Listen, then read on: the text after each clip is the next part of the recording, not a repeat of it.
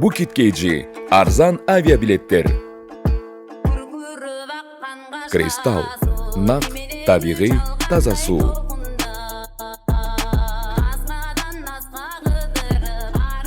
Атыжан Муктыбек Мукаев, Кыргызстандапка кош келдиңер. Буюрса, азыр баштайбыз дагы кечип келгендер акырынан кире берет болуш керек. Анан могу Кыргызстандапты көлдө уюштуруу оңой болгон жок. Башында эле бизди уюштурууга жардам берген адамдарга ыраазычылык билдире кетели. Бул Рухордого жана ошондой эле көлдө жайгашкан Резиденция 2 Бакыт Алтымышевичке чоң рахмат, кол чабуулар болсун. Жана ошондой эле биздин башкы өнөктөшүбүз Кристалл сууларына чоң рахмат.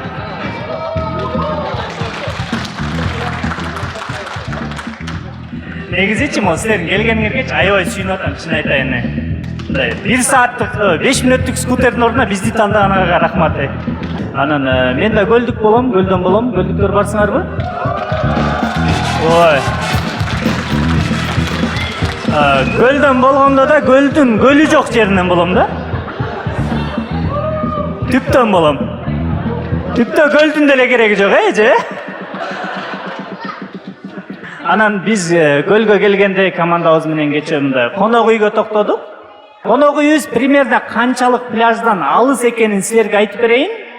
Биз көлгө түшүп, кайра конок үйгө жеткиче кайра көлгө түшкүбүз келип кетип атат да.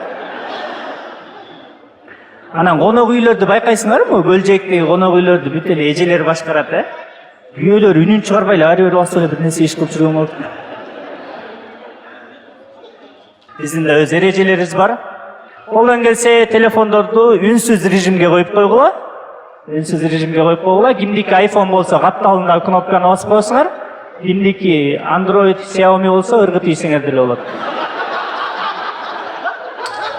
Тамаша, тамаша. Android, Xiaomi силер бактылуу адамдарсыңар. Силердики рассрочка эмес, зато нормально. Анан тамашалар күлкүлүү болсо күлүп отурабыз, колдон келишче. Күлкүлүү эмес жерден күлүп ийсеңер анда деле түшүнөбүз. Эми көлдөбүз да. Ошо достор, кош келиңиздер. Кыргызстандапка дагы бир жолу биздин концертти уюштурууга жардам берген ушу Бакыт Алтымышевичке ыраазычылык билдирет, жана ошондой Кристалл суусуна ыраазычылык. Кол чабуулар Кыргызстанда башталды.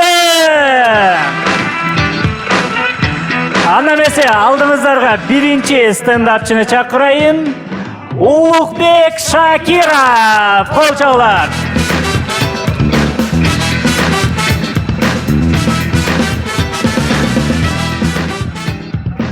Кутман кеч, айымдар, мырзалар, кандайсыңар? Көпчүлүк кыргызстандыктардай эле зыпыдан зыпыга чейин зыпым чыгып коюп жүргөн эле жөнөкөй жигитмин. Жалпысынан ошондой. Анан мен бир нерсени байкап калдым да. Биз көлдүктөр мындай жинибиз келип туруп сөгүнгөндө, деп туруп эле эмне кыларыбыз деле айтып коет экенбиз да. Таластыктар кимди эмне кыларын айтат экен. Оштуктар вообще кимди каягына эмне кыларынан бери айтат экен го,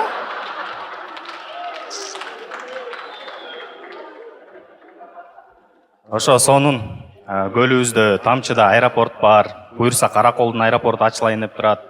Ошо быйыл 30 жашка келип биринчи жолу самолетко отуруп көрдүм. Сонун экен, ким самолетто учуп жүрдү эле,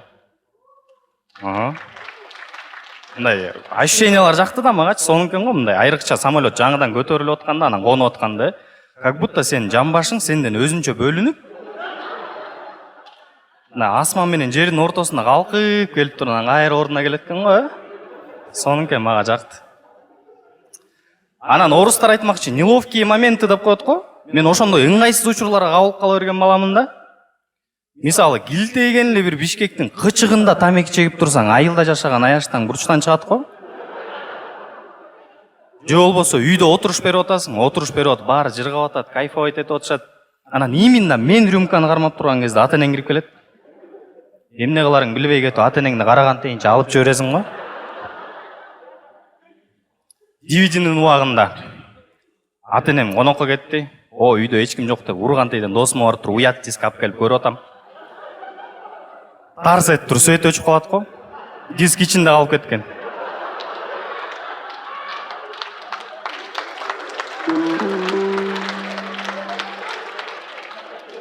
Ал еще свет күйсө токтогон жеринен башталат да кой.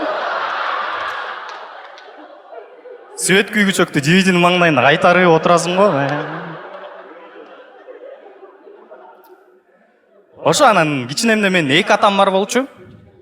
Бирөөсү шайыр, тамашакөй, берешен, мени менен ойногусу келген.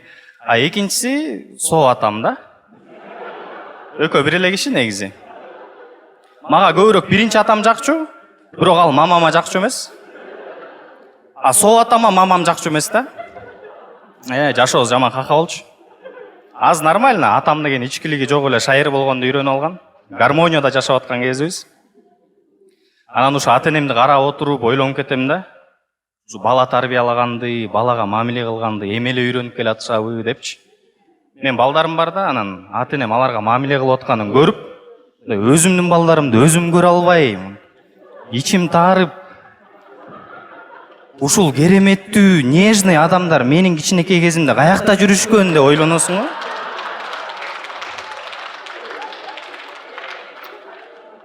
Биздин ата энелерибиз азыркы учурда өзүбүздүн балдарыбызды сабамак түгүл уруштурбайт дагы. Болбосо бизди баарын сабап атып үйрөткөн, окуганды, жазганды. Мамаң могул жакта турат. Буш деп дем алып. Сен мандырарсың, көзүңдө жаш толгон тамга жакшы көрүнбөйт. Жазганда. Билген эле сөз 6 тамгадан турган сөздү 18 ката кетирип таштайсың го. Бир кезде атаң кирип келет. Эмне эле ызы чуулуп атасың, баланы кагып силкпей эле үйрөтсөң болбойбу десе. Мен анда өзүң окут дегенде атаңдан. Мен эмете берейин деп чыгып кетет. Үмүтүң үзүлгөндөнчө калып кетесиң. Жазган, окуган эч нерсе эмес. Математика деген сабак башталгандачы, мен 20 саат трясение 3 ножевой ранение алдым го дейм. Анан мындай анализ жүргүзсөң биз мындай таяк жеп жүрүп эле чоңоюп кетиптирбиз. Үйдөн ата энеңден таяк жейсиң, мектептен мугалимден таяк жейсиң, көчөдө ойноп атсаң, тааныбаган эле бир мужик өтүп барат, сабап кетет. Бери басчы, кимдин баласысың? Эмне сөгүнүп атасың деп туруп даң. Анан конок тозуу деген теманы азыр эстесең өзүнчө бир тарых экен да. Бириккен Улуттар уюмунун саммити өтө тургандай эле даярданасың.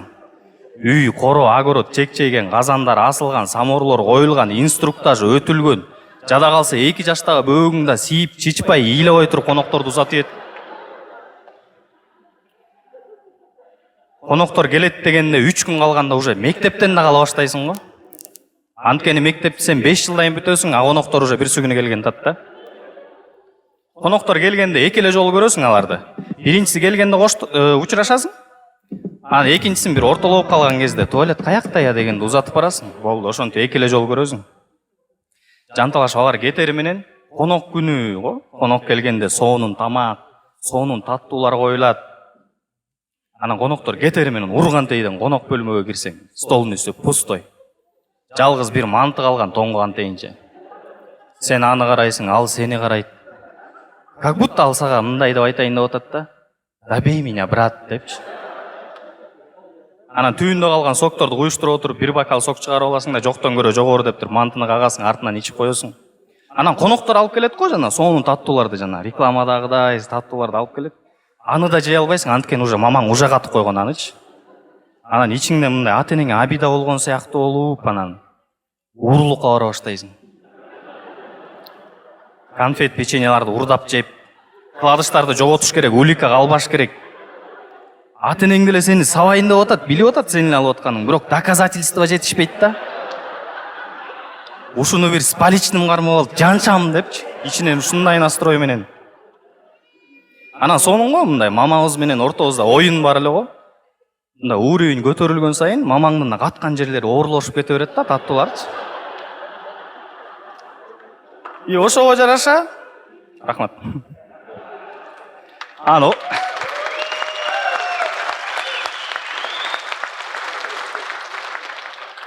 Анан ошого жараша сенин да ой жүгүртүң өрчүп кете берет да. Сонун. Мамаң улам оорлоп кете берет. Анан күндөрдүн бир күнүндө өзү каяка катканды өзү таппайт. Жаман ха-ха, короче. Сонун эле өтүптүр да бала кезчи. Анан бир нерсе мындай ойлоп көрсөм, ушу таяк жей бергенге математиканы жаман көрөбүз го дейм. Сантиметр, метр, километр ушундай көлөмдөрдү айтканда көп мындай тактыкка жок экенбиз биз кыргыздарчы. Мындай примерно айтат экенбиз да. Мындан бир момчалык болот го дейм. Бир сендей болот, бир аз эле бою узунураак да деп мындай. А орустар бүт так айтат го, отсюда где-то 50 километров, от трассы еще 300 метров и вы доедете деп. Ушундай мындай тактык менен больницага барса да орустарды байкайсыңарбы? Здравствуйте деп врачка кирет да. А что у вас десе? У меня повышенная температура, частые головные боли, и мне кажется, еще лимфатические узлы расширились дегенде даже врач өзү потеря болуп кетет. Өзүнүн билиминен сомнение болуптун деп. А биз болсо больницага барып алып, эмне кылабыз? Кириңиз, эмне болуп атат десе. Билбейм, бир кызыктай эле болуп атам да. Шалдырап эле.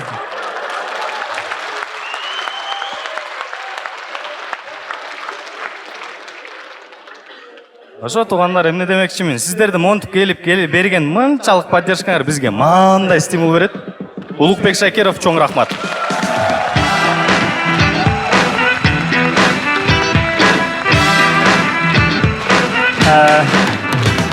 Рахмат.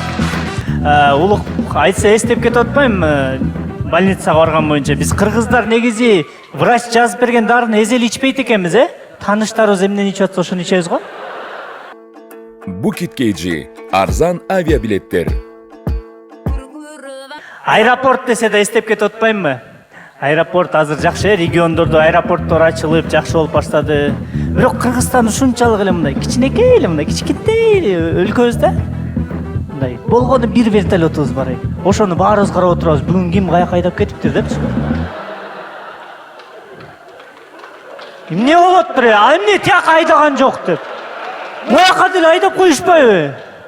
Баягы күнү мен айдамакмын деп талаша кетчү деп болчу. Уланталы, жакшы келатабыз. Кийинки жигит алыскы Талас областынан келди. Султан Бейбарс.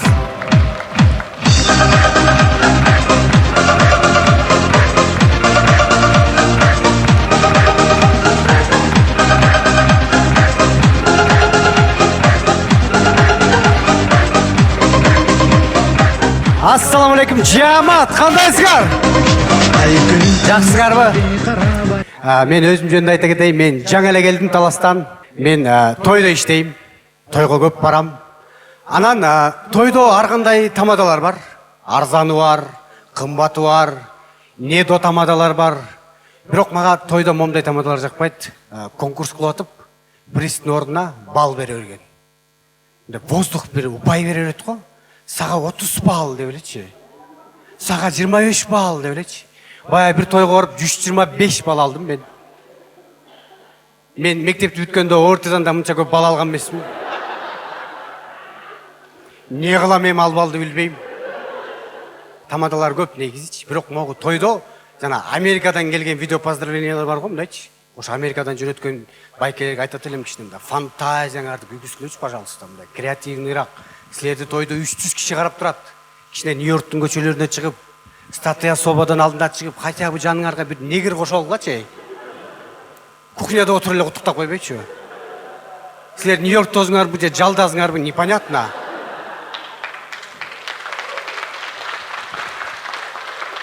Анан үйлөнүш керек болуп атат. 30тамын. Бир досум мага айтты. Ушу сага көз тийип кеткен дейт. Көз ачыктарга барып, жол ачкандарга барып, жолуң ачырып, көзүң ачырып койбойсуңбу, может, үйлөнүп кетесиң дейт. Мейли деп барайын дедим, бирок ушу көз ачыктарга аябай таң калдым да. Неге мынча алыс жашайсыңар,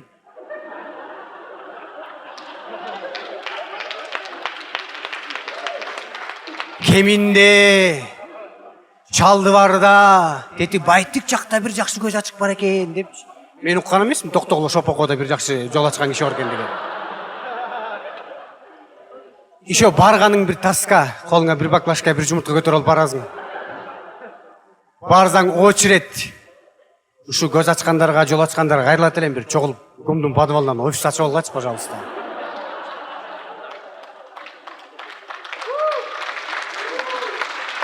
Мындай по пути барат эле тийип кетели, силердин деле жолуңар ачылат. Туурабы? Мен негизи үйлөнөйүн деп атам. Буюрса быйыл, бирок мен аябай күтүп аткан окшойсуңар, Бирок мен орус кызга үйлөнөйүн деп атам. Сиздики да орыспы байке? Сиз эле кол чаптыңыз го? Сенбей атасыңар, сен кайсы орыс карамак эле деп,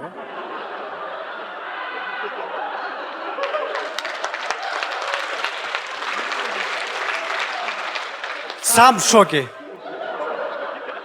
Орыс девушкамды үйүнө жеткиздим. Мен ойлогом, кыргыздын кыздары эле алыс жашайт экен, жыл массив новостройкаларда деп. Жок, орустун кыздары деле алыс жашайт экен. Ишто жашаганда дагы бир үйү мүрзөдөн кийин экен да. Коркунучтуу жерде жашайт экен да, мындайчы. Анан барат сурадым, корктум, делем устап кетти да, сурадым. Мыякта жашагандан коркпойсуңарбы силер? Түндө уктагандан коркпойсуңарбы десем, девушкам менен карап айтты. Корккондо эмне? Бар эле биздин айлыктарда дейт.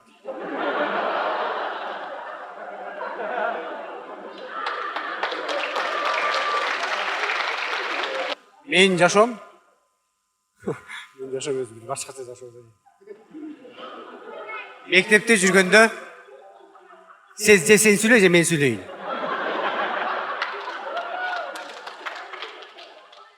Мен мектепте кыйратып деле окуган жокмун, бетимен эле айтып турбайбы туурабы?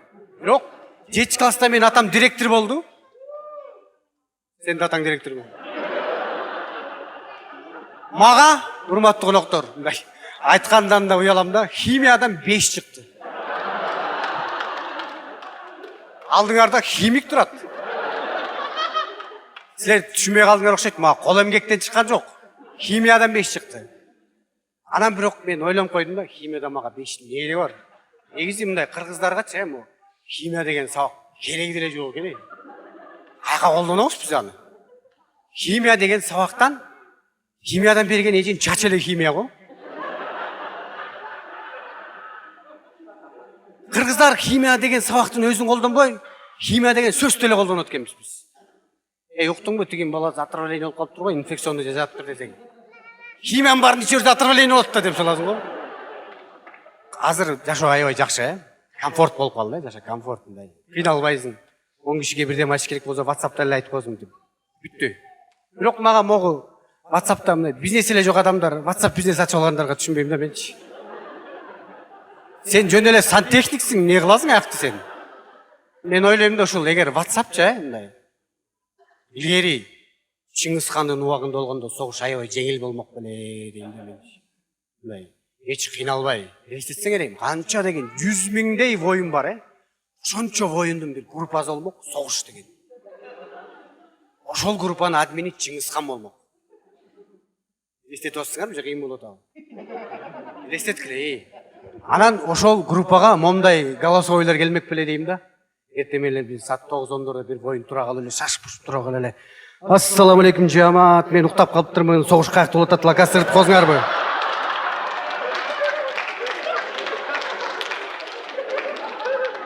Биз шаш пушуп мына согушка келе бердик эле, лишний кылыч болсо ала келгилечи.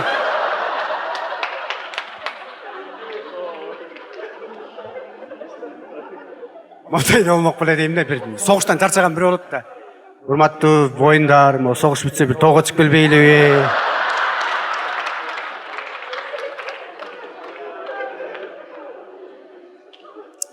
Саламатсыңарбы, урматтуу воюндар? Хоргостон жаңа кылыч найзалар келип атат, албайт белеңер. Буйруза 2 айда келип калат. Анан мондай болсо керек дейм да. Бир мындай согушка чыгып берип тажап, уже семейный воюн да мынтипчи. Урматтуу жигиттер, мына согуштун айлыгы түштүбү түшө элекпи? Кудай өзү кечирсин, бирок мондай да голосой келмекпи дейм да. Урматтуу администратор, урматтуу жигиттер, могу согуштан өлүп калгандарды группадан удалить этип эле салбайлыбы?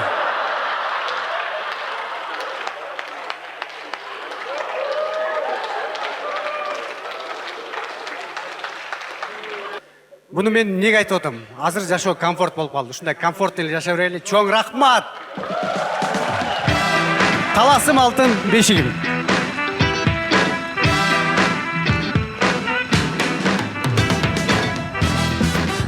Кол чабуулар. Жакшы. Биз дагы ошо WhatsApp колдонуп, мына WhatsApp аркылуу да билеттер сатып көрдүк. WhatsApp'ты коюп койсок ар кандайлар келет. Могу WhatsApp'ты коюп койгондо мына тааныбаган адамга сразу эле видео вызов чалганда силер кимсиңер? же сен тааныбайсың, мүмкүн сен көрүп менин жүрөгүм түшүп калат, же мени көрүп сенин жүрөгүң түшүп калат. Улантабыз анда эмесе акырынан алдыңыздарга менимче ачылып бүтүп калды окшойт. Просто аркасы коозураак болсун дедик, бул жигиттин бети анча деле кооз эмес, ошон хотя бы задний фон коозураак болсун деп айтайын аштырдык. Bukit KG арзан авиабилеттер. Тосуп алыңыздар, Улукбек Төлөмүшев. Көктөгү жылдыз, ай көктөгү жылдыз, көркүмө сенин суктанып келем. Көктөгү жылдыз, ай көктөгү жылдыз. Рахмат. Кандайсыздар? Яқта эмне деген кымбатчылык. Кече күнү мен пляждан келатып, 1 литр сууну 50 сомго сатып алдым. Анан бери келатсам туалетте 50 сом экен. Ошондо 100 сомго 1 литр суу менин ичимен айланып чыкты да.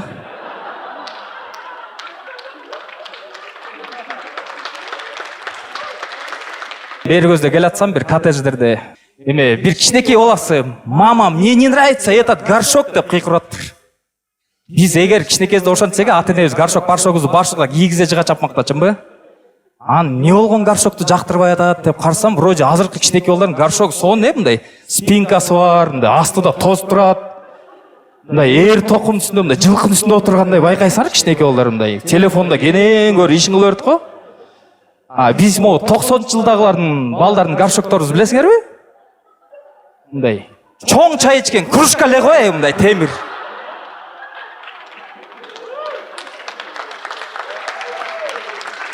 Азыр ошол горшок бышыгы кызмат кылып бизге дагы эле. Азыр аялым түйүн дирел менен тештирип гүл отуруп салган го үйдө.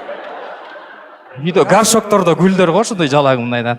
Азыр пляжга баратсаңар, семейный парочкалар билинет, Семейныйлар анан өзүнчө кыз жигиттер билинет го, мындай пляжга барсаң, жаңы сүйлөшүп аткан парочкалардын мындай пляжда бир эле полотенце, очки, анан сникерслер турат, Сонун го бири-бирин карап эле жата беришет го пляжда.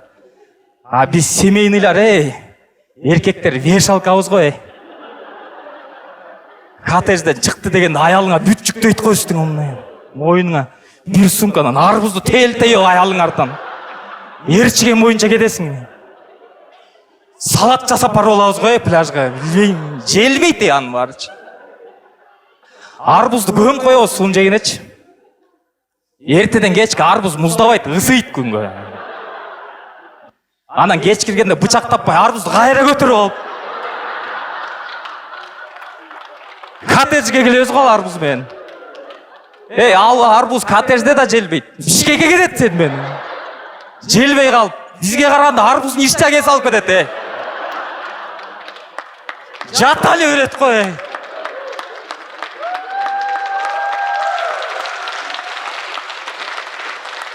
Эч ким башы оорубайт го арбуз менен. Ажалы Бишкектен келет анан, кой жеп кой болду анан. Анан үйлөнгөндөн кийин байкасаңар, биз эркектер бир аз билбейм, ачын мындай лохурак болуп кетебизби? Мындай азыр көлгө келатканда кимдин аялы менен кимдин аялы жакшы сүйлөшсө, ошолор менен эс алып калдык го. Мойнуңарга Аллачы. Өзүбүздүн чыныгы досторубуз менен похорондордон эле жолугабыз азырчы. Мен дагы ушундай компания менен келдим көлгө азыр 3 күнгө. Болбосо Алтуха мен Нуркул ма дос деле эмес. Танысыңар да, Нуркул блогерлер жагы Азакбаев, Адылбеков деген Нуркул актерлор. Тем более Нуркул братчика 98-жылкы.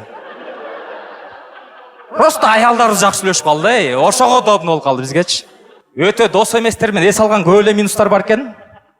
3 күн көп болуп кетет экен, ачыгын айтайын. 2 күн максимум, даже 1 эле күн. И то ужиндан кийин чогулуп таң аткыча бир мафия ойноп койло тарасаңар жетет экен болду. Бир коттеджден албай эле койгула, баарына бир кухнянан, спальня чогуганан, баары болбойт экен. Вообще жаккан жок, Мындай экен да, биринчи күнү баары энергичный аяштарыбыз менен 3 семья иттей соны магазинге кирсең мен эле төлөп коёюн дешипчи. Ан тиги кафеге кирсек, тиги Нуркулдун аялы келе ким чай ичет деп чайник көтөрүп мындай. Энергия сонда биринчи күнчү.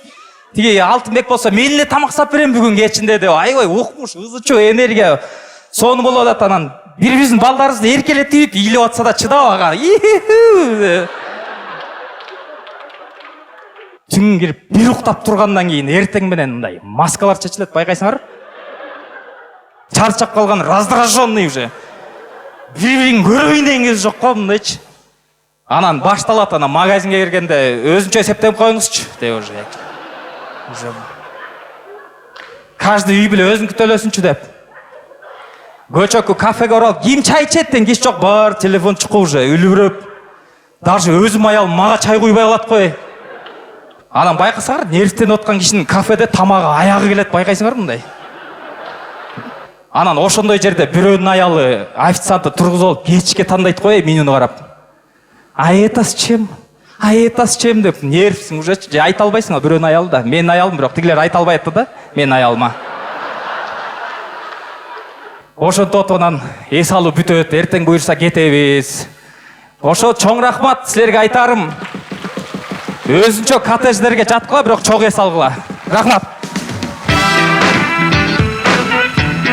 Жакшы келатабыз, улантабыз. Анда эмесе дагы бир биздин катышуучубузду чакырып алалы бул жерге. Бул кыз Гөзи Талантбекова. Тосуп алгыла. Саламатсыздарбы? Кандайсыздар? Маанай жакшы экен, Менин атым Гузя, жашым 32-де. Азыр мисалы көчөдө социальный эксперимент тапкандар көбөйдү. Же болбосо фотографтар, мисалы көчөдө кетип бараткан сулуу болуптар туруп Инстаграмда киргизип коет го. Ошондой фотографтар кайсы убакта, кайсы жака чыгышат билбейм. Мен да ошолордун бир кадрына илингим келип, кичинемден звездарак болуп кетемби депчи. Зумдун алдына бир жума жазам бардым. Ары басам, бери басам, анан акыры мени сүрөткө тартыптыр. Зумдун охранниги. Ушу кыз подозрительно, айланып эле жүрөт. Бир нерсе урдуп алайын деп атат окшойт деп.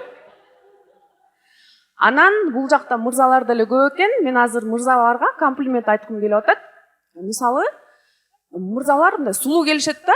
Сулуулугуңардын сыры эмнеде экенин билбейм, бирок силер душка кирип туруп, шампунь менен башыңарды жууп туруп, ошонун көбүктөрү менен калган жериңерди жууп койсоңор эле суп-сулуу чыгып каласыңар го.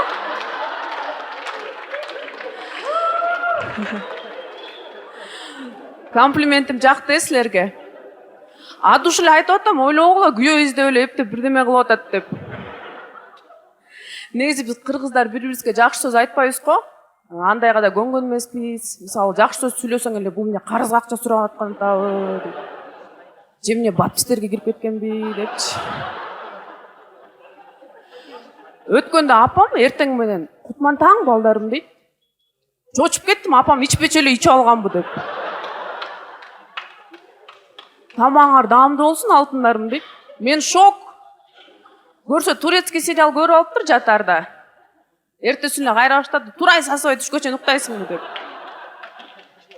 Апам өзүнө келиптир деп жүрөгүм ылдыйлап калды.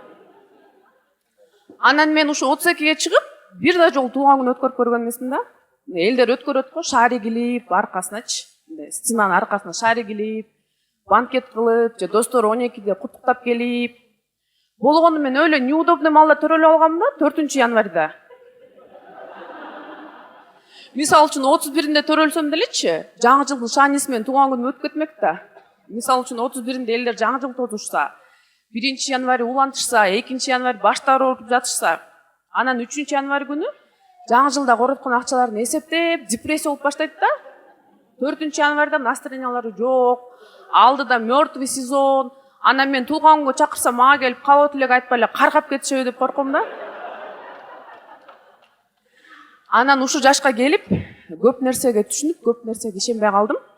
Жана да жаш кыздарга смело совет айта алам да. Мисалы үчүн бир жигит менен таанышсаңар, анан ал машинасы менен келсе, анан машинада сүйлөшүп отурсаңар эле, жүр аркасына өтпөйлүбү дейт го. Анан неге десең, эми аркасы удобный да, сүйлөшүп отурабыз жөн эле дейт го. Кыздар такыр ишенбегиле. Вообще-то машинанын аркасы удобный болбойт. Тем более фиттики.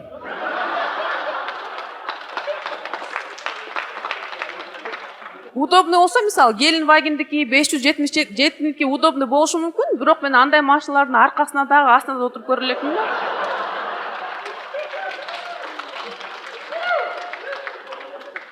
Негизи жашоо турмуш эки жүздүүлүккө үйрөтөт экен да. Мен мисалы шаар ичинде жүргөндө 1-2 километр жерге жумуштап барыш керек болуп калсам, мындай акча барда такси чакырсам, мындай комфорт плюс чакырам да. Кээде бизнести эле басып салам. Анан машинанын аркасына отурганда созолонуп, сүйлөбөй, остановитесь здесь деп орусча сүйлөп, анан кечинде үйгө кетерде жаңы конушка комфорт эмес маршруткада токтоп калат да. Анан жөнөкөй эле экономду чакырам, анан эптеп атып анан дагы такси баргысы келбейт да, жолдорун эми айтпай эле коеюн. Анан водитель келгенде жакшылары эле учурашып, бапылдап сүйлөшүп, машинанын аркасына отуруп алып, жолдо ямаларды подсказывать этип берип, кээде ырдап да берем, радиосу иштебей калса. Анан өткөндө бир жигит үйгө жеткирип келди эле, мен өлө кыжалат болуп, обратно кеткенде бензиндин акча болсун деп пассажир таап бердим.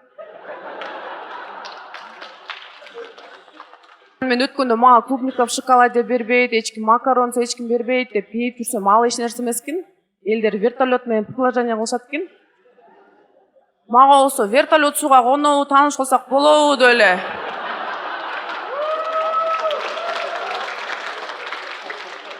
Деп эле кондуруп кеткен мени.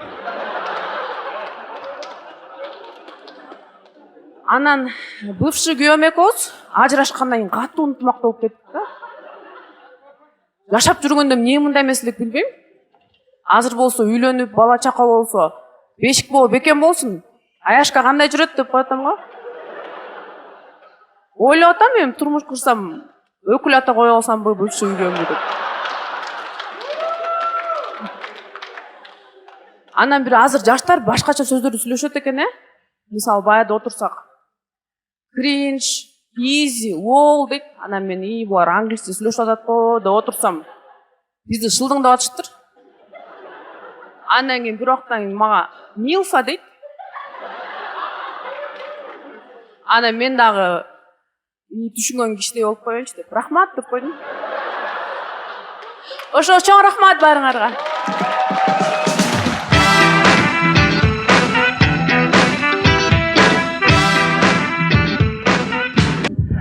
Аны эмесе биздин командабызда эркектердин арасынан Милфа Кубаныч Курманбеков тосуп алгыла.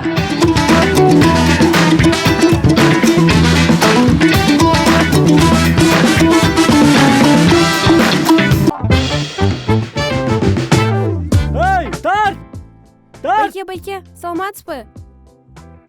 Парашют канча? 2,5 миң сом. Байке, арзаныраак учса болбойбу? Арзаныраак авиабилеттер Букет Кейджиде. Бизде 2,5 миң сом. Сезон азыр. Букет Кейджи? Букет Кейджи. Арзан авиабилеттер.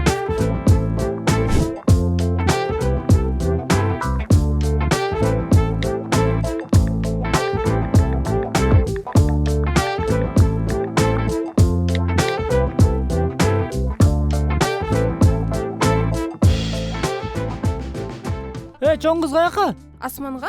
Билет кана. Букет Кейджи. Биз Букет Кейджиде да барбызбы? Солго бурай, солго. Солго. Саламатсыздарбы? Саламатсыздарбы? Кутмандуу Ысыкөлдөгү кечиңиздер менен куттуктайм. Көлдөгү бүт экен да. Ушул карасаңар, Ысыкөлчү именно бизде болуп калган да. Тейсон да. Иши жыргал го, Бизде болуп калган да, сыймыктанасың го. Башка бир кошуна мамлекеттерде болуп калса эмне болмок, Ойлонуп алып, кызган жиниң кирип кетет го. Тибегиле деп. Мен кээде отуруп Казакстан, Өзбекстандын жакшы жаңылыктарын өнүгүп атат, мондай болуп атат, заводдор болуп атат деген жаңылыктарын көрүп калсам, бизде Ысыкөл бар да деп коем. Ысыкөлгө мен жетсин деп саласың да, чын. Анткени Ысыкөлдүн бир өзүнүн касиети бар экен да. ысык көл мындай эс алдырат да адамдычы. Ысык көлгө келатканда эле мондай го. Боомго киргенде эле бетиң өзүнөн өзү эле монтип эле өйдө көтөрүлүп эле жылмай атасың го монтип элечи. Көп сүйлөп эле монтип калып эле маанай көтөрүлүп эле, сонун. Анан бери келип эле балыкчыдан посттон өтүп баратканда жашооңдогу проблеманын баарын посттун ар жагына таштап саласың го. Таштап кирип кетип каласың. Анан көлдө жүргөндө как будто бир жашообузду мындай паузага коюп койгондой эле жүрө беребиз, Жыргап проблемалардын баары өзү чечилип кетчү болуп эле, сени эч ким таппай калчудай болуп. Анан кайра обратно кетип баратканда посттон проблемаларды жүктөйбүз да, кайра кетип калабыз бишкекте. Ушундай касиети бар сонун ысык көлдүн. Анан акыркы жылдары ысык көлдө сонун жаңылыктар болуп атат. Бир жаңылыгы бул жол бүттү, кол чабуулар, Наркы өскө жол салына баштады. Мурун билесиңерби, балыкчыдан өткөндөн кийин бери келатканда бир эки дөң бар болчу. Машина менен өткөндө жүрөгүң эле көтөрүлүп, кайра кетип, көлгө келгенди эстеп кетесиң го, көлгө келдим деп. Ушул жерден башталат го көл. Анан дагы бир жаңылык, пляждагы заборлорду алып салды. Ушуну алып салганы эң туура чечим болду го деп ойлойм мен. Адамдардын укугу бирдей болуп калды го. Бөлүнбөй калдык, Мурун забор бар кезде. Забордун ар жагында каприз, бер жагында сен байкуш. Бир күнү болсо сен капризде, забордун ар жагында байкуштар,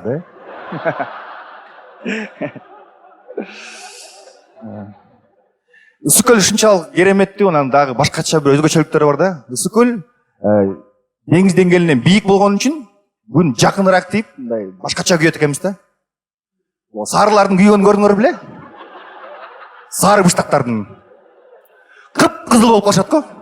Помидордой болуп. Дэдпул болуп калат го, көрдүңөр беле? Брат, сага эмне болду деп кетесиң. Анча-мынча сарылар температура болуп кетишет. Ал эми кара жумал кара адамдарчы. Кара адамдар байкадыңар беле? Күндөн качып, күйбөгөнгө аракет кылышат го. Неге билесиңерби? Алар кайра агарышы аябай кыйын да. Бир жылга созулуп кетиши мүмкүн. Душтан чыкпай калышы мүмкүн, бетин жишип атыпчы. Анан күнгө күйгөн боюнчачы, мен оюмча, орустар чемпион да, реально чемпион. Орустардын күйгөнүн көрүңөр беле? Териси катып, карт болуп калат го. Гриль болуп калат го, грилдей болуп. Лавашка ороп туруп тиштей берсең болот го.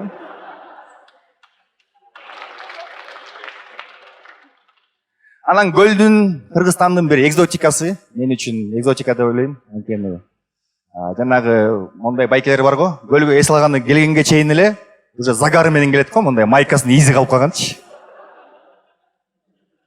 Ал загар дегенчи эс алуунун загары эмес, ал деген жашоо турмуштун загары да. Тиричиликтин загары деп койсо болот аны. Анан дагы мындай загар бар. Жанагы шамалга бети күйүп калгандар бар го.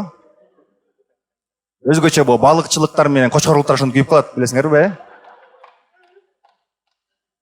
Чечинсе денеси ап-апак, бирок моюндан өйдө башка эле киши сыяктуу го, Бирөөнүн башын салып койгондой эле мындай. Бир кызыктай өң го. Алар деген бетинчи 100 жолу мачалкалап жуса да кетпейт да. Шамалдын загары түбөлүккө да. Түбөлүккө. Аны кетире албайсың. Анан дагы бир загар алып күйгөндөр бар. Булар Бишкекте күйгөндөр. Алар деген ушу көлгө келе албай калып эле бир жери күйө берет да.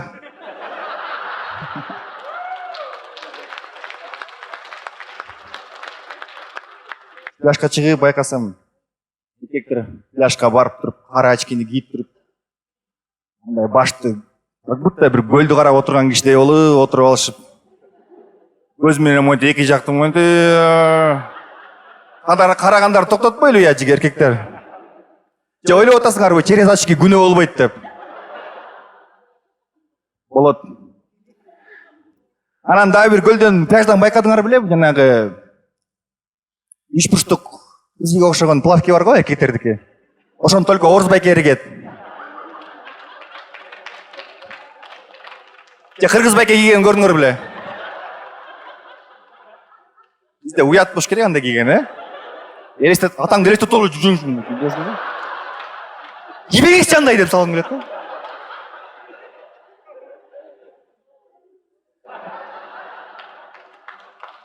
Чоң рахмат сіздерге, Қуаныш Құрманбеков. Бұйырса, мен де кино тарқаны кетті бұнда.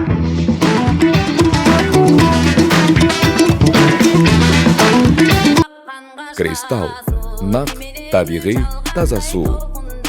Кийинки жигит бул үй бүлөлүү жигит, башын химия эмес өз эле тармал Азимхан Рахатов.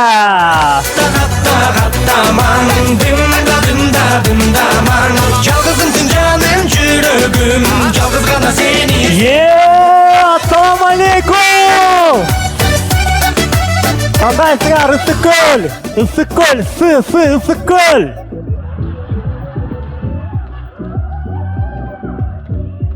Елки, Ысыккөл. Көлдөгү закон подлость деген кандай иштейт билесиңерби? Үй бүлөлүүлөр билет анычы. Тетиги байке билет азыр кайрайтат. Көлгөчү мурун бойдок кезде мен келип жүргөндө атаң кыздар менен таанышам деп келчүм да. Келип, пляжга барып, кыздар менен таанышам, кыздар жок эне. Жалаң үй бүлөлүү байке эжелер куртага чыккан. Мен как сразу аял алып туруп пляжга келдим, как назло кыздардын баары пайда болду го, блин. Фигурасы укмуш, өзүнчө эле, yo, каякта жүрдүңөр, деп турган келет го. Бул эмне тагдырдын тамашасыбы деп турат эле. Тура туугандар, мен мурун башкача эс алчумун бойдок кезде, блин, өзүңөр тааныш болуш керек деп чуркап келип туруп эле, бирден сразу головка секирдим. Азыр мен 2 баланын атасымын. Мен аты Жек менен кирип келем. Акырын маякка чейин кирип келгиче бир аз суунун температурасын так билип калып турбайсың да. Так, 24-7 болуп турчу. Мурун мен мындай бойдок кездечи мында кайсыл пирсте кандай мындай музыкалар бар, кафелер бар десечи, азыр мен каяк боюнча спецификин айтайынбы? Мен азыр кайсыл жердин туалети балдар үчүн ыңгайлуу. Анткени балдарды пляжда турганда туалетке алып барган өлө проблемный, Өлүп туруп, кас туруп кайра көмүп кое албайсың да. Жанында орустар бар.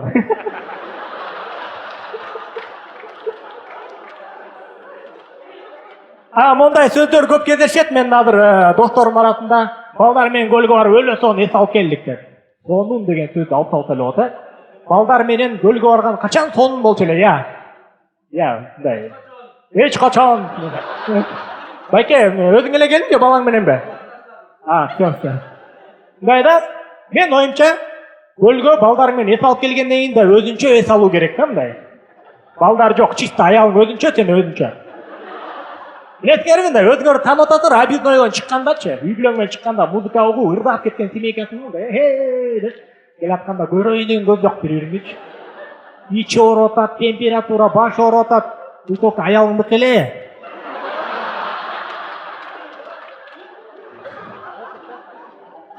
Көлдүн сезону башталганда баарыбыз көлдүк досторду издеп баштайбыз, Ким бар эле, бак бар беле депчи. Көлдүк досторду, көлдүк тааныштарды издейбиз, биз карапайым элди айтып эмне кылабыз? Дагы чоңдордун көлдүк достору бар. Мисалы үчүн Камчыбек Кыдыршаевдин деле көлдүк досу бар турабы?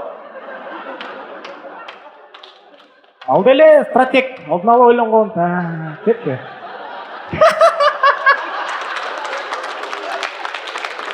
Баарыбыз негизи местный болгубуз келет, мындай көлгө ойлотканда мындай безопасно жүрөлү деп местныйлардын фишкаларын жаттап, биз мисалы үчүн мындай кечөөн келдик да. Анан дүкөнгө кирсем, мондай бир сөздү угуп калдым да, бирөөчү. Экен биз Ананьевадан болобуз. Скидка кылып берип экен дейт го. Ал фигня, бүгүн пляжга барсам, бирөө вообще андан ары кетип калыптыр. Таче, биз местныймыз го. Мен атым Эркин го, энергетик пансионатынан келдик го дейт го, сразу элечи. Мага эмне жакпайт дебеңер, мага жанагы кыргыз браттар бар го, белең көлгө барып эмне кыласың, андан көрүп Турцияга барып лес алып келген жакшы. Көл кымбат экен, Анталияга барган жакшы дегендер бар го, Мен андайлар жаман көрөм, мен патриотмун туугандар. Тура. Мен патриотмун. Айтып кылачы, мисалы үчүн, Анталиянын каягынан мени бир местный тепкилеп кетет,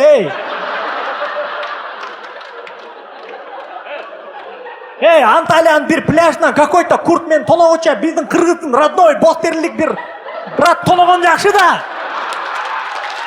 Saatına 200 сомдон зонтик берип турабы? Saatına 200 сомдон зонтик бул тоноо эмеспи, туугандар? Базарда зонтик өзү 200 сом турат. Анан өткөн жылы келинчегим экөөбүз көлгө келип, кечинде эс алалы дедик, силерге окшоп элем да. Клубка барып бийлеп көрөлү дедик да. Өзүңөр билесиңерби, негизи азыр көлдө аябай сонун ночной клубтар ачылып атат, жакшы заведениялар ачылып атат. Билесиңер, ар бир көлдүн астында фейс контроль деген тема бар, фейс контроль. И байкадыңар, ошол фейс контролдун алдында бир эки брат турат мындай.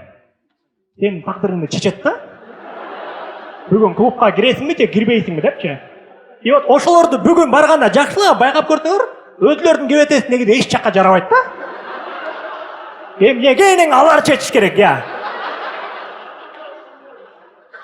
Аларга фейс контроль керек турабы биринчи очеред? Жаман обидно экен да. Анткени аялым өттү, мен өтпөй калдым да.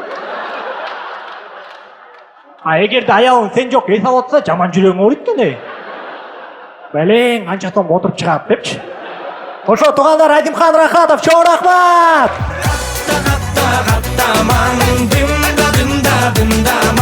Жалгызымсың жаным, жүрөгүм, жалгыз гана сени сүйөмүн. Негизи эле көлдө баалар быйыл бир аз кымбаттаптыр. Даже сы тамгасын сүйлөй албаган Азимхан сөгүнүп атат. Азимхан менен эс алган көлдө бир аз неме экен, ыңгайсызыраак экен, анткени сууга түшкөндө тармал чач кирип кетет, анан карап эле таппай каласың каяка кетти депчи. Сууга чычкан кирип кетсе башкача болуп калат го. Ошондой эле болуп калат экен да. Анда эмесе кийинки бул жака жигитти чакырып алайын. Бул жигит негизи орусча чыгып жүрөт. Казакстандагы стендаптардан көрүп калсаңыздар керек. Арсен деген жигитти тааныйсыңарбы? Ошо, салам айтып үйдү барыңарга. Тамаша, бул жигит орусча чыгып жүргөн, кыргызчасы эмиден үйрөнүп келатат. Биз да кубанычтабыз кыргыз стендапта ошол кандайдыр орусча сүйлөгөндөргө кыргызча үйрөнүүгө мотивация берип атканы биз үчүн чоң жетишкендик. Башкы максатыбыз кыргыз тилин өнүктүрүү. Ошондуктан тосуп алыңыздар.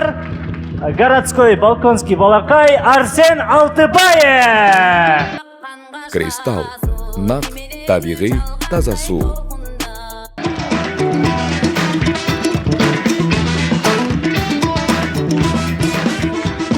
Ассаламу алейкум, Рулдо, кандайсыңар? Вау! Вау! Менде бир жаңалыгым бар. Мен кыздуу болдум. Эмне кызым бар? Кызым бар, кызымды жакшы көрөм. Ал мындай видео кедей билген болсо дагы жакшы көрөм.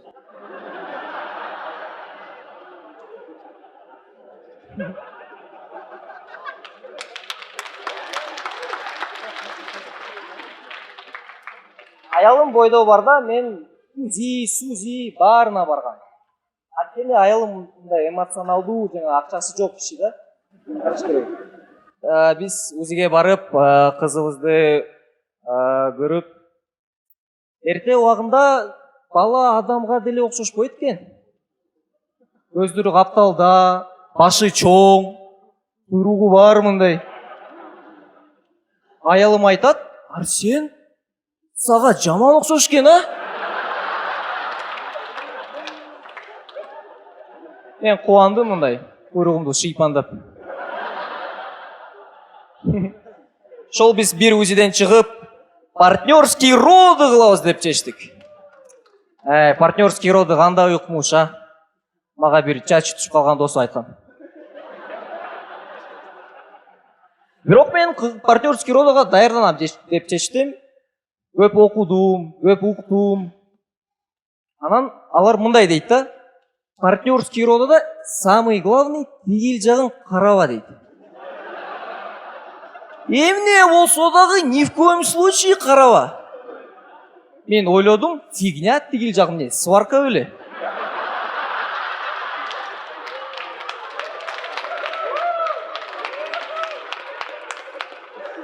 Анан уже родога кирип, эң ответственный моменты аялымдын колун кармап мындай: "Жаным, чыда, чыда." И бир моментте мындай карасам, чачым сразу түшүп. Бирок партнерский роды нормальный экен.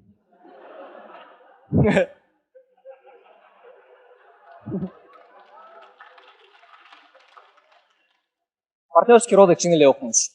Мен партнерский родада билдим пуповинаны, пуповина дедимби. Киндикти атасы кесет экен. Мен киндикти кесип атканда өзүмдү мындай боорду, мындай чоң сездим да, как будто Ташиев жаңы имараттын ачылышында.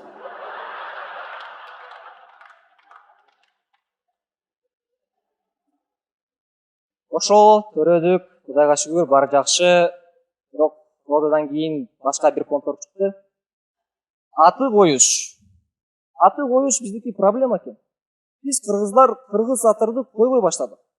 Не деген Марсель, Милана. Бул Милана Каражыгачта жүрөт. Другое дело, Каражыгач Миланда жүрсө, мындай. Кубанып, мындай плитканы салып, жакшы да. Просто мен болушунча кызыма мындай кыргызча угулган аты коюм келет да. Бүрдөлөт, бүрбөбү, мындай 2-3 үй менен.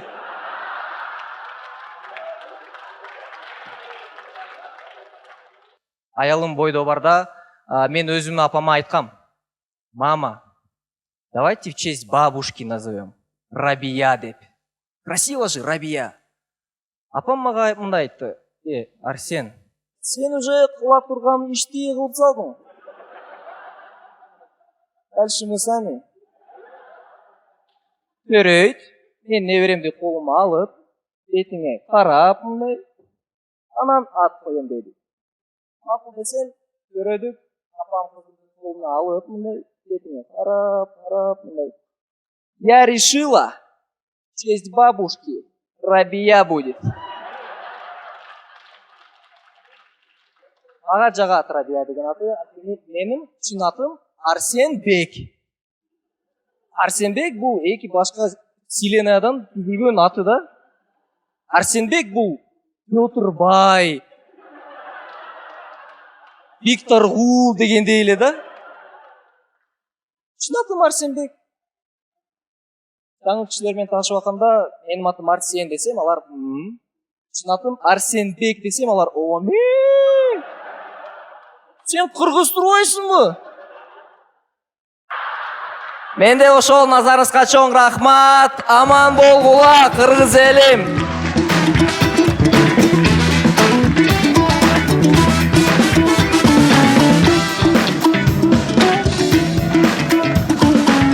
Сиздер жакшы көргөн биздин улуу байкебиз Атбашылык Бактияр Тенаев. Ак сүйүүдөн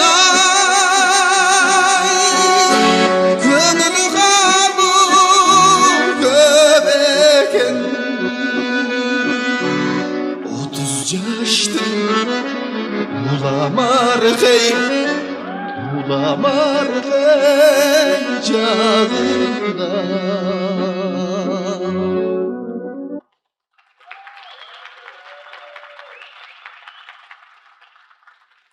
Кызыктуу жерлер ушо да. Сиздерге могу Кызыл китептеги тамашалардан окуп берейин деп чечтим. Жаңы эле жазылды, даже өзүм күлө элекмин. Кимге түшүнүксүз болуп атса, менен жоо күлө берсеңер болот да. Ассаламу алейкум достор.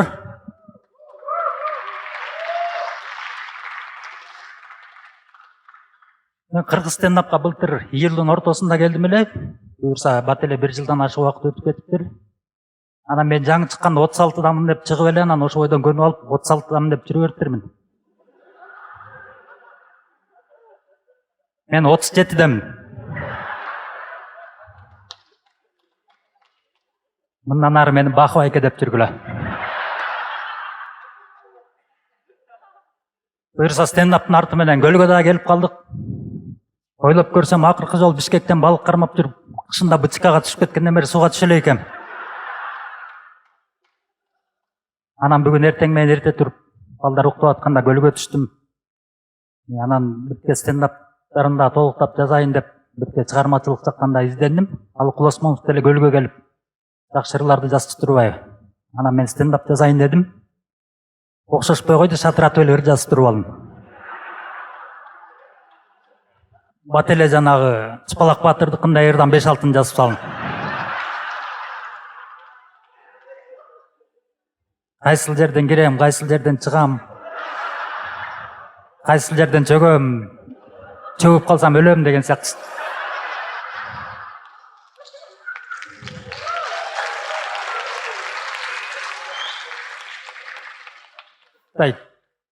Кайсыл жерде чөгөм деп мындай уйкаштык эле эмес, мындай мааниси да терең болуп атпайбы? Осы жетиге чыкканда мындай үйрөнөйүн деп аракет эле кылат экенсиң, бирок сенден эчтерсе зависть этпей калат экен. Мындай Кудай деген, намаз окуган эле кыздар мындай соопчулукка эле тийип калабы деп калат экенсиң да.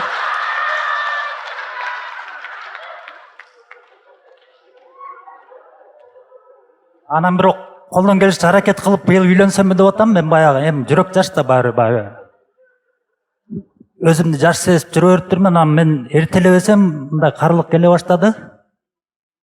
Меники азыр мындай буттар муздай баштады да.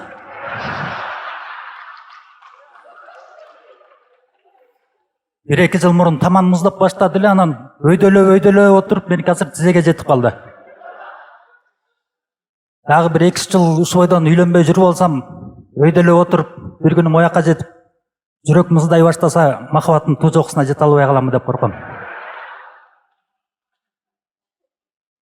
Анан мен көп ойлонуп, эмнеге мындай болуп калды деп ойлонуп көрдүм. Жакшылап ойлонуп көрсөм, мен мындай бала кезимде эле ушу кыз жагынан мындай неудачник болчу экен да. Эми биздин убагында 90-жылдары оюнчук деле жок болчу. Айылдагы кыздар балдар мамасы папасы деп ойночубуз. Силер деле билип болушуңар керек ба, үйдө ойночубуз, Анан ошо кезде эми кыздар азыраак да баары бир. Кыздар баягы балдар тамдап алып эле, сен мамасы болоюн, сен папасы бол деп, анан мени сен баласы бол, деп.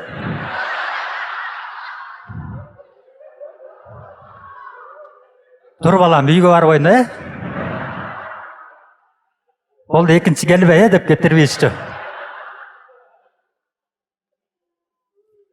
Анан мен бир тааныш эже бар, менден улуураак, өзү бойдок, мындай тажрыйбалуу эже да. Анан ошол эжеден сурап көрдүм, эже мындай кыздарга жага турган эркек адамды мындай жалпы бир 2 сапатын айтпайсызбы десем, кыздарга наглый, анан щедрый балдар жагат деди. Анан наглый киши деле щедрый болбойт го. Бул кандай болот экен деп адам өзүндө жок сапаттарды кыла баштаса да мындай окшошпойт да. Анан наглый эле щедрый боло баштадым.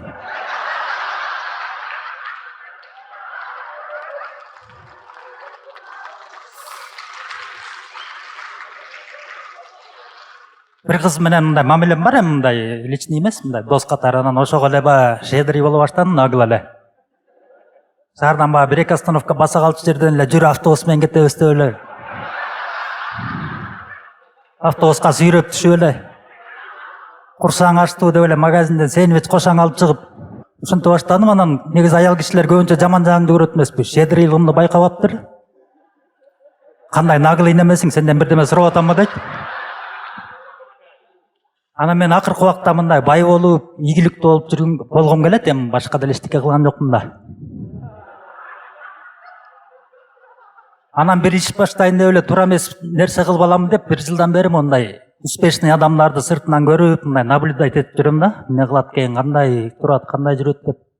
Өткөндө көлгө келип Кекеев менен чогуу жүрүп калдык, повар таанысыздар, Анан байкасам ал кино көрүп атып тамак жасайт экен да. Мындай убакытты бош көрүп кетирбеш үчүн кино көрүп атып иш кыла берет экен. Мен андай жок да, кино эле көрө берем. Мен деле кээде кино көрүп атып иш кылып коймойм бар.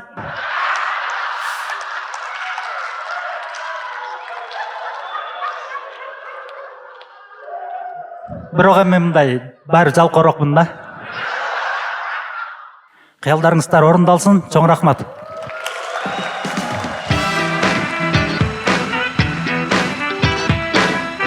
Бака эке мындай неме кишилерге окшош, жана кинодо бир үй жарылып, арасынан бирөө чыгып келип калмакпы?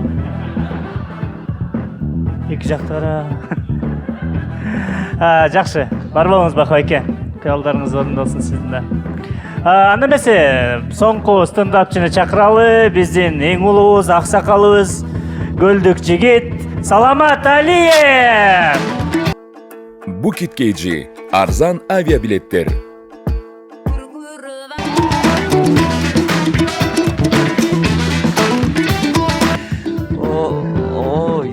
Жалаң мен поклонниктерим келген ғой, Кандайсыңар, кандай турасыздар? Мама кандай? Жаштар. Кереметтүү көлүбүзгө куш келдик. Ушинтип барыбыз. Бияка көлгө келатканда ата-энебиз ар дайым переживать этет. Анан мен мамам ар дайым айткан сөздөрү бир эле да. Жолдон абайла, анан көлгө абайлап түш дейт да.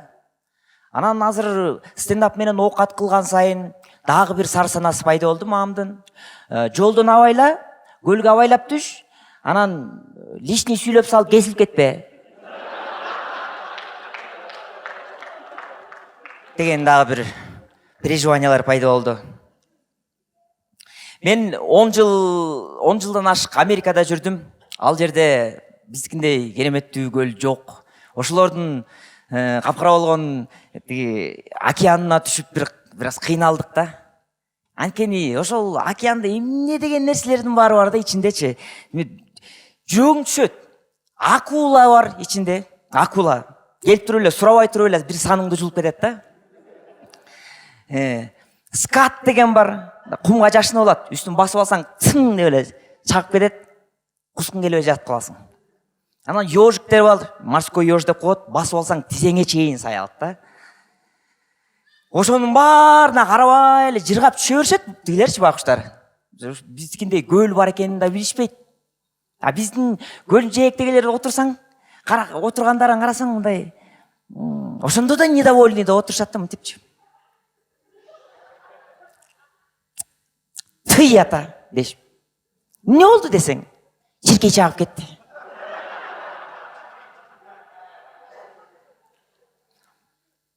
Ан бир ой жүгүрттүм да, элестеткиле, биздин көлдө акула бар болуп калса эмне болот эле депчи. Элестеткиле, биздин көлдө акула бар да. Анан биздин кыргыздар сүйлөшүп атышат. Тиги эмени какени уктуңбу? Эмне болуп? Эмне болуптур десе, акула жеп кетиптир деди. Түү ята. Эчтекеси албай калыптыр. Бүт. Ичинде бир бөтөлкө арагы менен жеп кетиптир. Дагы жакшы ушул акуланы кармап барып эле көмүп койдук.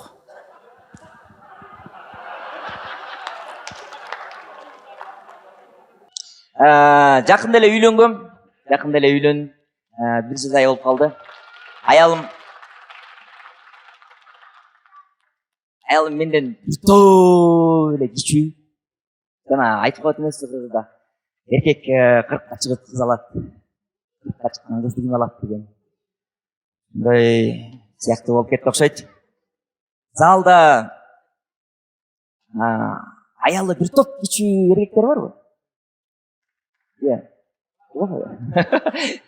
Бар экен, Алгандарыңар мак-мак.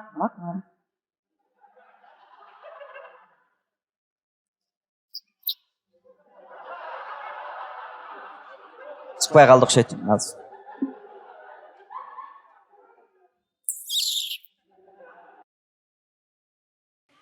Негизи бир топ эле кичүү келинчегим. Анан жаш кыз алгандын жакшы жерлери да бар экен, начар жерлери да бар экен. Жакшы жерлери бир топ бир кезде туруп эле бир нерселерди сурап калышат да. Мындай мага бир машина алып берсең сонун болот эле, бир сонун бир машина көрдүм, бир Porsche Cayenne деген бир сонун машина экен. Ошол машинени прям папагай болсо ошондой алып бересиң деп баштаганда эле мен мороженое берип коем, ошо мороженое жеп атып эле тиги ага чейин эмне сурап атканын унутуп калат байкуш. Жакшы жерлер ошо экен да. Анан бир кезде баштайт экен, эчинде ушундай чарчап, үйгө отуруп эле ушундай бир жатайынчы деп атканда эле бир убакта аялың баштайт: жүрү эшикке чыгып келбейли, эшикке чыгып келеличи, жүрүчү эшикке чыгып келеличи, эшикке чыгып келеличи, эшикке гүл айтып келеличи, эмне отура бересиң, жата бересиң, эмне жата бересиң, отура бересиң, эмне ушинтип эле жата бересиң, эмне жүрүчү эшикке чыгып келеличи деп анан деп где-то бир ай ошентип мен жегенден кийин кофесине валерьянка кошо баштадым. Бир кезде жүрүчү эшикке чыгып эшикке же үйгө калып эле кино көрөлү деп калат. Жаш келинчегиң менен кинода көрө албайт экенсиң. Кино көрүп отуруп могу жанагы Mortal Kombat'тагы Кристофер Ламберт окшош экен деп өзүң менен өзүң сүйлөшүп.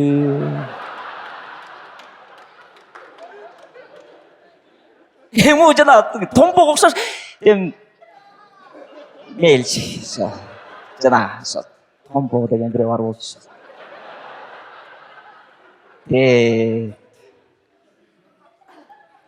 Өкөңөр отуруп алып мындай бир ырдуу калбайт экенсиңер да.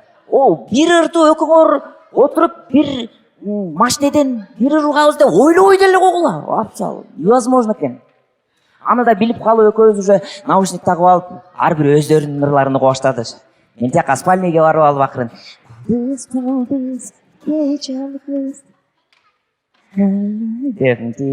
кайфовать этип.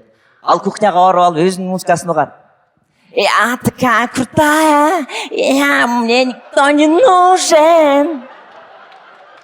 Я такая своеобразная. Все мужики козлы. Деген сөздөр менен. Мен башында ойлогом да. Ойлоп, жашай алып туруп, өзүм каалагандай, өзүмө ылайыктап бир тарбиялап алам депчи. Деп ойлогом, ойлоп анан бир жылдан кийин Кудайга шүгүр. Ойлонуп баштадым да. Бирөөнү тарбиялаган демне? Турабы? Сосын не кыласың бирөөнү тарбиялап? Өзүңөн башта да, өзүңөн. Чоңоюп калган эле кишини не кыласың тарбиялап? Деп. Мен негизи өзүм чүйдө төрөлгөм, бирок биякта Караколдо өсүп чоңойгом, ушул жактан мектепти бүтүргөм. Ошондуктан мен өзүмдү биякта көлдө местныймин деп эле эсептейм да. Ушундай өзүмдү местный сезип жүрө бериптирмин да. Ушундай местный, мен бул жерде местныймын, мени баары тааныйт деп ушундай уверенно жүрө бериптирмин. Анан бир күнү деле местныйлар соткамды ушатып айтып кетсе болобу? Чып-чым болгон окуят айтып берейинби? Жанагы эме бар го, Тулпар деген пансионат бар го. Ошол жерден бир жолу чыгып алып кетип баратам. Коттеджди көздөйчү, өйдөгү трассага. Жапжаң телефонум бар болчу ошол кезде, деген Nokia укмуш болуп аткан. Анан мына кетип баратам деп бакыр өкүрүп сүйлөп алып кетип баратсам эле бир убакта артыман 3 бала келди да. 3 бала келет да. Мен кирип карадым. Мен менен да ушундай болот экен да көрсө. Деп анан акырын чөнтөгүмдү эмеге, телефонду чөнтөккө салдым дагы. Салар менен эле бирөөсү келип туруп, Брагип кармады да. Брагип кармап туруп эле. Веси меникинен азыраак окшойт. Деп туруп эле астыма жатып калды дегичи. Анан астыма жатып калганда эле мен үстүндө жатам да. Анан мынтип чөнтөгүм учун буу кармалган матуучу. Чыгарып кетпесин депчи. Кармалып жатам, кой бергиле. Бир убакта тигилер бир таң калган жерим, урган да жок да, соккон да жок. Тааныйт окшойт меничи. Кой бир братты урбай сокпой эле алып коелу деген деп сүйлөшүп алган окшойт. Анан могу турмуш мен кой бергиле дегенде эле бир убакта колумду мынтип акырын чыпалактарымды бошото баштады бирөөчү. Кийери чыпалактарымды бошото баштады. Анан мен не дерим билбейм. Ал чөнтөктү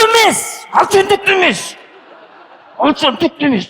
Айрыйсың чөнтөктү.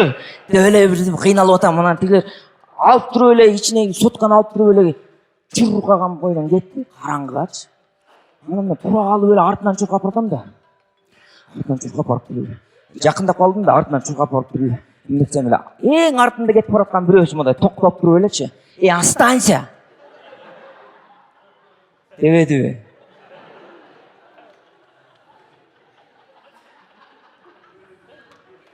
Мен ойлоп койдум, булар местный эмес турбайбы депчи.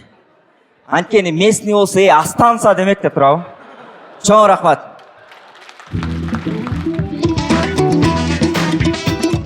Чоң рахмат, Саламат Алиев. Ушуну менен Кыргыз стендап соңуна келдик. Келип бергениңиздерге чоң рахмат. Алдыңыздарга бардык стендапчылар чакырабыз. Келиңиздер жигиттер, кыздар. Кыргыз стендап жамааты. Силер бизди келип колдоп кетип аткандарга чоң ыраазычылык. Ар бир келгениңер биздин кыргыз тилине, кыргыз юморуна кошкон чоң салымыңар. Көп келип тургула. Эс алууңар жакшы өтсүн. Чоң рахмат, Кыргыз стендап, көрүшкөнчө.